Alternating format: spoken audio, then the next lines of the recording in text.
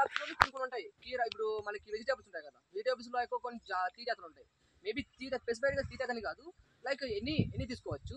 So దాని పడడం వల్ల ఇప్పుడు టమోటాలో నష్టం వచ్చినప్పుడు మనకి ఈ తక్కువ ఒక్కటే పెట్టుబడితోని మేబీ మల్టీ క్రాప్ తీసుకోవచ్చు. అది చేయడం వల్ల ఏంటంటే మనకి లాభము, మేబీ లేబర్స్ తగ్గుతారు, మేబీ ఇన్వెస్ట్మెంట్ తగ్గుతుంది, ప్లస్ దాంతోపాటు మన శ్రమ తగ్గుతుంది. సింగిల్ ఇన్వెస్ట్మెంట్తో maybe you can getting some more profits.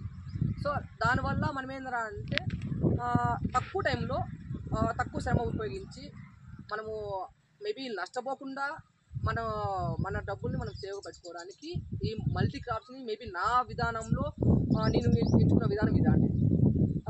Maybe నేను ఒక్క మేబీ అంతర్ పండుగ మల్టీ క్రాప్స్ అని నేను జస్ట్ 1 or 2తో స్టాప్ చేయను. Maybe mulching based on mulching quality బట్టి భూమి సాయిల్ దాన్ని బట్టి మేబీ 1 or 2 ఇంకా ఇప్పుడు కీర వేసాము, నెక్స్ట్ టమాటా అయిపోతే కీర వేసాము, కీర అయిపోతే వెంటనే మొత్తం క్లీన్ చేసి బెండ పెడతాం. ఆ బెండ వల్ల బెండ చెట్టుకి అంత పెద్ద మోర్ ఇన్వెస్ట్మెంట్ అవసరం లేదు, ఉండేదాన్ని యూటిలైజ్ చేస్తుంది.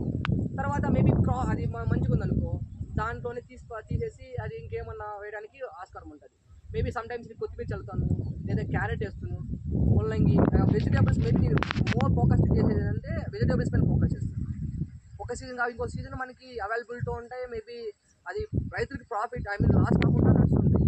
టమాటా అనేది లాటరీ పద్ధతి మారమే, మేబీ ఒక లాటరీ ఉంటే వస్తుంది లేదంటే పోతుంది. కానీ ఈ మల్టీ క్రాప్స్ వల్ల మల్టీ పాలింగ్ ఉండడం వల్ల మనకి మేబీ నష్టమే జరుగుతుంది. రైతులు ఆత్మహత్య చేసుకోకుండా మనం డబ్బులు మన సేపుకుండా పెట్టుకోలేదు.